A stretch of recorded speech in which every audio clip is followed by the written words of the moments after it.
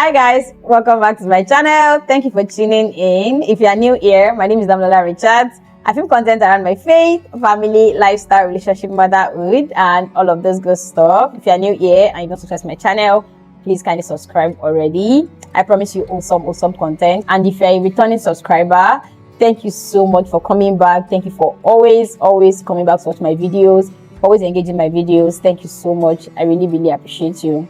Anyways, as you can tell from the thumbnail and the title already, this is a life update. I'm just going to be talking about how life has been with me. January, this is like first video for this year. So I'm talking about how it has been for me so far. Without further ado, let's jump right in.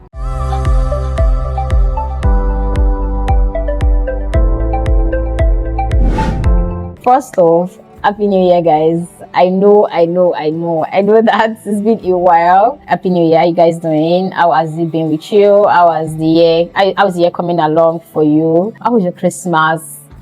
It's been a minute, really. So how has it been for you? Please let me know in the comments. I really want to read your comments. How was the festivities for you? How is the year going for you as well? Please, I want to read in the comments. Let me know. Anyways, I don't even know where to start from, guys. Like, there is a lot to say, a lot to unpack, right? Christmas was fun. It was good. It was really good, honestly. It was just a normal Christmas for me. Nothing extra, just normal things we do for Christmas. And then we went for camp meeting. We have camp meeting in my church. We went. It was really good, amazing stuff. I was really blessed. Before camp meeting, I started working on my goals, everything I wanted to do, especially for the first quarter, reading. Because the way I planned my year, I planned the year, right? But not like plan. I planned the quarters more. So after first quarter, I now plan second quarter, then third quarter, then fourth quarter. For me, that was for me, really. Although I have like the goal for the year, but I don't put them in bits like I do for the quarter, right? So I did all of that in December and it was really good. And then January came and guys, different things has been happening, really. First, I struggled with my health in January and it wasn't planned, honestly. I was, talking about how you should not be overwhelmed by the new year when January eventually comes and all of those things. When January came, I realized that the message was actually for me, really, because I was very much overwhelmed when January finally came. I think a lot of things actually overwhelmed me, apart from the fact that I was struggling with my health. A lot of things overwhelmed me and things were happening. When I say, okay, so today I'm going to get serious, something will happen, something will come up. And I have kids as well. So different things have been happening. My kids were sick last week as well. And that was something as well. But anyways, I am here now. And you know how I even got myself here? I had to sit down and say, Dami, you know what? You were the one advising people in December to not be overwhelmed by the new year. Because honestly, it can get overwhelming. Especially if you've set goals that you want to achieve. And you don't put a very good structure around the goals. It might look very big. It might look too big. It might look unachievable. And it might just make you chicken out. Like, it might just make you not want to even do anything in the first place. So I think that was part of things that was wrong with me. Of course, that was not like the entire thing that was wrong with me, but I think that something was wrong with my structure for my goals, like the structure that I had in place for my goals, and I had to revisit that, right? And revisit that, in fact, I had to talk to my husband that, also, what do you think I can do better? Like, what do you think I'm not doing now? And he had to just tell me the things that I could do better. And it was enlightening for me because I'm like, why did I not see these things? These things, they look like very normal things that I should have thought of, right? But because he was looking at me from the outside perspective, it was a very good feedback for me, really. It helped me work on the areas I needed to work on, right? And I think that this is something that I should try because I feel like we might not be able to see ourselves entirely. So you might want to talk to somebody, somebody like close to you. That'll give a very constructive criticism. I'm not talking about somebody that will just pull down your goals and say, oh, what are you even doing in the first place? Like, this is not going to work, a lot of those things. I'm not talking about that kind of person. I'm talking about somebody that's going to be very constructive and somebody that you're sure that they want to see your progress. Because from experience, I've spoken to somebody before and the person literally convinced me to not do what I wanted to do. And the person actually meant good, right? But again, what I believe is if somebody comes to say that I want to do this thing, even if you feel like it might not work or anything, the first thing to do is not to tear it down and say, don't do it, it will not work. I think that there are more constructive ways to go about it. So when people come to me and say, oh, I want to do this thing, Dami, I don't outrightly say, don't do it, don't go for it, and all of those things. There are many ways you can communicate it, especially if you feel like that thing is going to work out. And honestly, a part of me is even like, just go and try it out, because I might feel like it will not work out, and it might work out for you, because I'm not even God. What if it works out for you? So I'm always of the opinion that let people try out things that they want to try out. Then if it doesn't now work out, you can now like say, oh, okay, I think that this is why it is not working out, or maybe it's not for you or something. Yeah, so I got that from him, and I was able to put like more structures in place. But yeah, that aside, I've been good, I've been well, I've been on Instagram. Actually, I have been on Instagram, enjoying Instagram. So I've not been on YouTube. A lot of things have been holding me back for YouTube, but I am back now, and I am better. Honestly, I think I wasn't ready for all of the adjustments I would have to do for 2026 before it came. I had planned my goals, planned everything. I wasn't putting a lot of things that were non-negotiable in place. I wasn't putting my kids' resumption in place. I wasn't ready. I thought that resumption is just that I'll just go and dump them in school and that would be it. I mean, it was a lot of preparation behind the scene before the day that they resumed. Also, I'm transitioning my hair. I think that people on Instagram know that already. And that's been fun, right? It has been fun, but it has been hard. But yeah, I have several reasons why I'm transitioning my hair. But one of the major reasons is because I'm testing my product. So I'm working on hair care products for natural hair, and my hair is relaxed. I mean, I cannot be selling natural hair care products and my own hair is relaxed. Does that even make any sense? No, it doesn't. So I thought, you know what? Let me be my own labra. Like, let me be my own specimen first. Like, let me be the one to test this thing. If it's going to damage somebody's hair, let it damage my hair first. Of course, we're still going to call for volunteers to test our products for us before we now finally launch. It has been a long process. I'm not even going to lie to you guys. And I'm here now. I don't even know if I should give up at this point. But yeah, I'm here now. So I'm transitioning my hair, and I don't know if I should bring my transition process here, but I don't plan to. But anyways, that as well has been going on, and it has been exciting, really. I've been seeing potential of how my hair would look like, and it has been getting me excited. So I think I'm ready. I think I'm ready for the natural hair journey. I'm really ready. Basically, I'm ready. Basically, my 2026 so far has been motherhood, really. And I don't think I prepared mentally for what I was entering in 2026. I just assumed that my kids I had in 2025 were the ones I'm going to have to 2026. But I mean, they are growing. They are having more needs and all of those things. They are getting smarter and wiser, and they require more attention.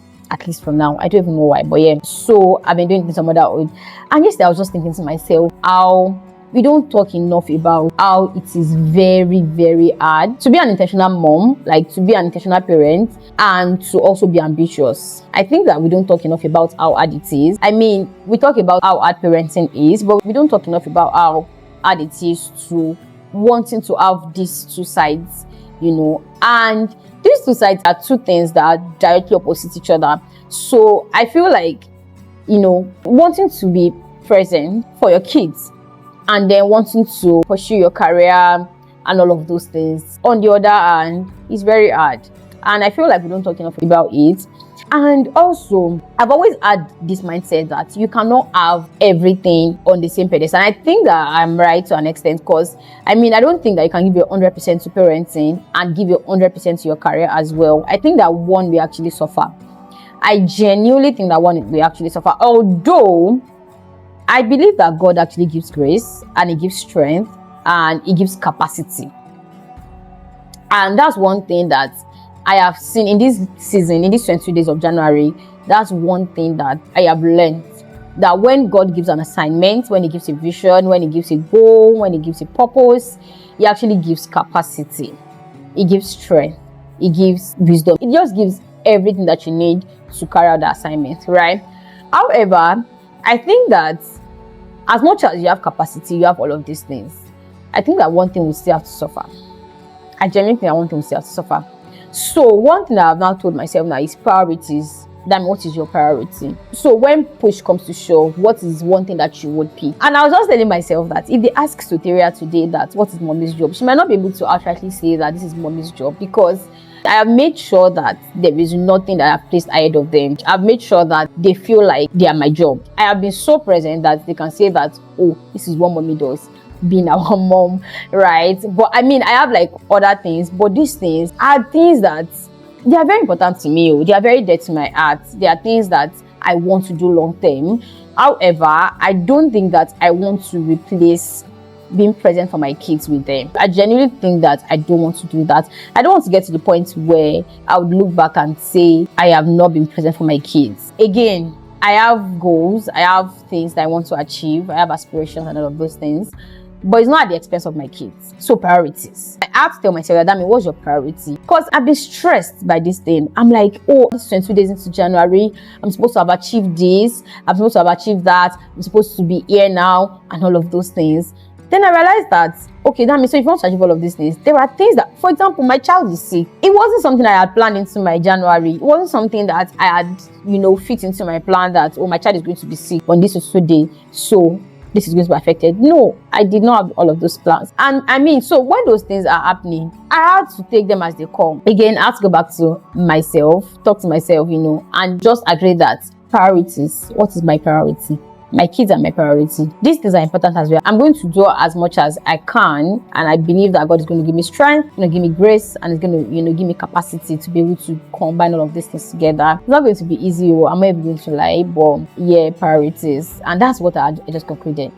Priorities. What's your priority? Let there be a priority that, okay, on a scale of preference, this is number 1, this is number 2, this is number 3. So come rain, come sun, this is the number 1 thing on my list, such that this thing is not going to be moved, even if every other thing is getting moved. And for me, my kids. I sort of have to say that welcome to 2026. Welcome to my year of the Spirit. I'm so excited about 2026. I'm so excited about all that God has in store for me and for us. It's going to be an amazing year, really. It's going to be a super amazing year. And guys, another reason why I'm even filming today is because yesterday I went to watch my video that I posted in December about how you should not wait till a particular day before you start. In December, people were talking about, oh, in January, I'm going to do this, I'm going to do that. And I was just advocating that don't wait till January 1st. If it is something that you can do now, just start it already. Don't wait till a particular time, because it's just an illusion. And thank God I had that mindset, because I don't know if I would have been able to pick up myself today, January 22nd, and say, oh, I'm going to film, I'm going to do this. And if I don't have that perspective about the fact that it's just a random day. Today is just a day. It's just a day like January 1st. And I'm glad that I did that video, because guess what? That video blessed me, and that video helped me to film this video. How are you guys doing? How is your year coming along? How are your goals going? Listen, on the internet, I've been seeing a lot of people talking about how they feel stuck, that is it just them or it is just 2026. They don't feel the vibe, they don't feel like doing anything, they don't feel like working on their goals and all of those things. And honestly, right, I get it.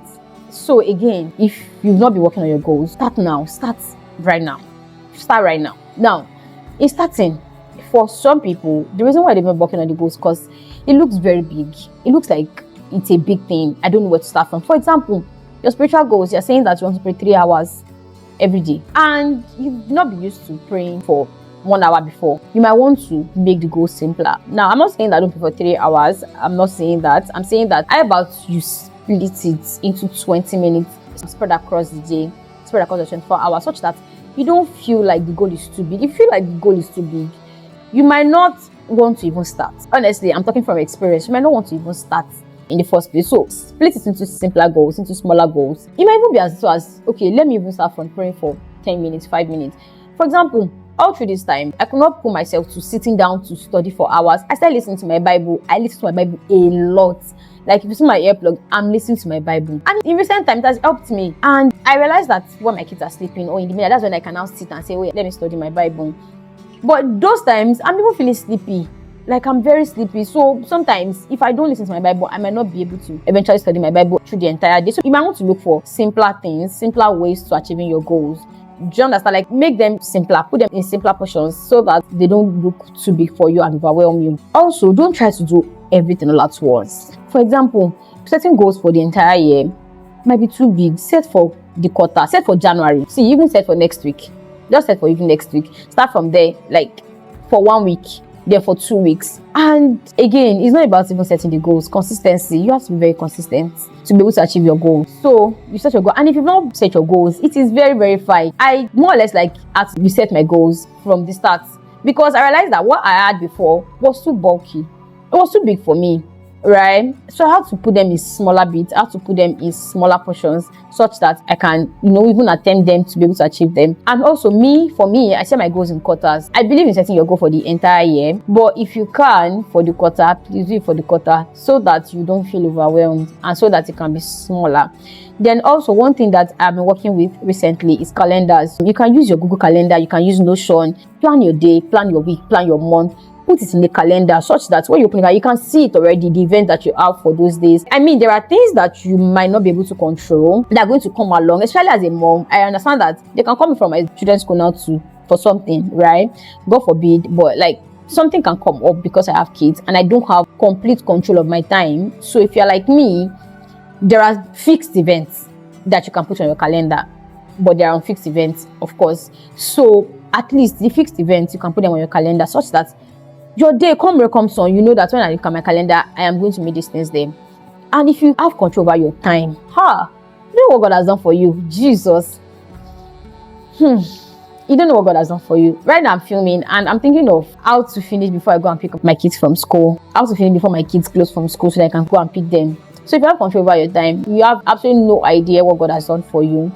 So you can make use of calendar, really. It helps you to stay on track. To not guess and say, oh, should I do this one now? Should I not do this one now? It helps you to know what you want to do. You can plan 1 month ahead. 1 month is too big for you. You can plan 2 weeks, you can plan 1 week. Nobody's been told. You can even plan 2 days ahead or 3 days ahead. And then by the time I get to the end of the 3rd day, you can now, plan for the next 3 days again before you start planning for the weeks and month and then the year. If somebody had told me that this is how my January was going to be in December, honestly, I wouldn't have believed, right? And this isn't just on me that because something had worked for you in the past doesn't mean that it's going to keep working for you. If something is not working, there is no point holding on to it. I'm actually somebody that always wants things, especially if I've tried that thing before and it worked. I don't like trying new things, but I don't know how to stop. So if something is coming at me, an idea is coming at me, I don't know how to quickly, just jump at it and just do it. But when I start that thing, I don't know how to stop.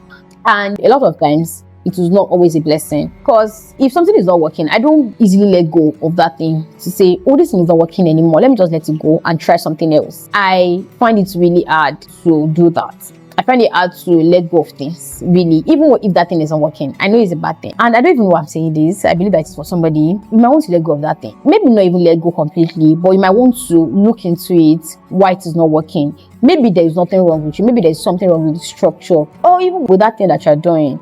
This thing I'm doing, maybe it's time to let it go. Maybe it's time to change that structure, change that plan, change that perspective. Maybe. Just maybe. So I got to the point where I had to remind myself that this is your life. I'm not trying to prove any point to anybody. This is your life that you are living with God. Like, this is between you and God. And I had to just bring myself to where I'm like, okay, this is not working. You need to let go so that you can enter into the new phase. Anyways, that's all of the update I have. As for me and my family, we've been doing well. How are you guys doing as well? How has it been with you? How is the year coming along and all of that? Remember, this is your life. This is your life. This is your life. Don't ever forget that this is your life. This is not a movie that you're watching. This is your life. Steward it like your life. Don't be a spectator in your own life. Be in your own life. Live life. Enjoy God. Enjoy God. Enjoy God. I hope that you enjoyed my life update. And yeah, I'm going to see you in my next video. Don't forget to like this video. And subscribe to my channel if you haven't. Subscribe to my channel if you haven't. Subscribe to my channel if you haven't. And I'm going to see you next one. Bye, guys.